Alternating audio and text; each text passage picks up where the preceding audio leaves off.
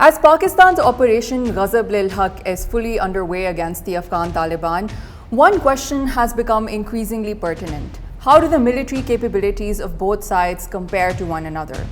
Now, of course, according to official data and numbers, the balance of power does not even come close. So how then do the Afghan Taliban plan to fight this battle against Pakistan, which, by the way, is also a nuclear power? We asked experts, and here's what they had to say.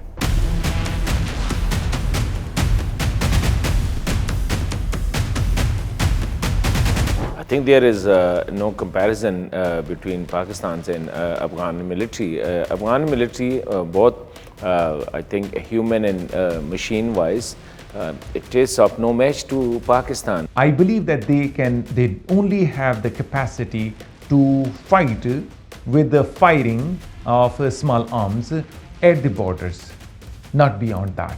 The blunder that the Afghan Taliban has actually committed is to actually take the Pakistani military on head-on with conventional warfare. So there seems to be no match. If this remains the state of affairs, they will be left with no option but to get defeated with a country like Pakistan, because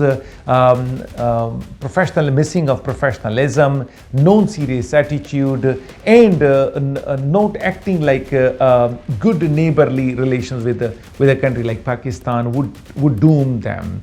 I think it will be a huge cost for them, both human cost and the material cost. They almost targeted 50 border posts of Pakistan. However, the destruction on the other side is very huge. It is totally, I think, not matchable. Attacking deep inside the country would not be their cup of tea. That would be their really handicap. So I believe that with this known existence of Afghan Air Force, they would be facing the music, and you must have seen that till now Pakistan's upper hand is because of this. When you look at actually what's happened on ground, in comparison also, Pakistan's air defense is actually not just only shot down for whatever little capacity the Afghan Taliban had to incur that kind of damage in Pakistan.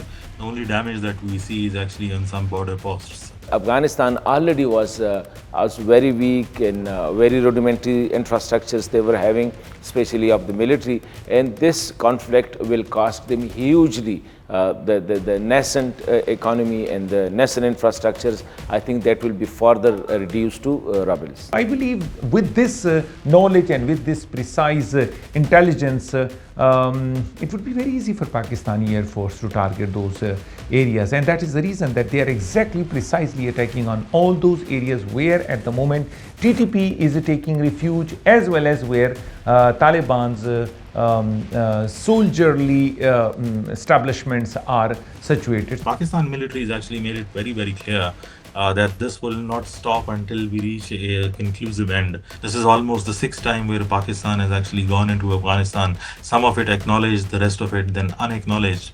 But the intensity of it is definitely very different. Afghan soil is already posing a threat to the regional peace, the regional stability, and this has been expressed by almost every country. Even the UN reports confirm that Afghan soil is a threat to the regional peace, and the terrorist networks which are operating from Afghan soil can destabilize the region and can disturb the world peace. So there is no doubt in it. Very confidently, I am stating that Afghanistan has to mend fences. They have to lift their hands from the terrorist group, that is TTP, and they must try to resolve it rather than getting further harm at the hands of Pakistan. I don't think that the relationship between the Afghan Taliban regime and the Pakistani government will actually go to any state of normalcy or what it existed before. I don't think that there is any reset in this. I think that the future scenario will be very, very different in terms of even if the Taliban sustain all of this. But currently, the way that we see this relationship, I think it's going to be a problematic and a bumpy ride. For the satisfaction of Afghan people at the moment, government of Afghanistan has to give lofty claims stating that they will be occupying in Lahore and Peshawar and whatnot. I think this was what had happened last year in May when Indians were saying the same thing. The ground realities were that they were defeated very badly, and entire world saw that. So the episode is going to be repeated in Afghanistan's case as well.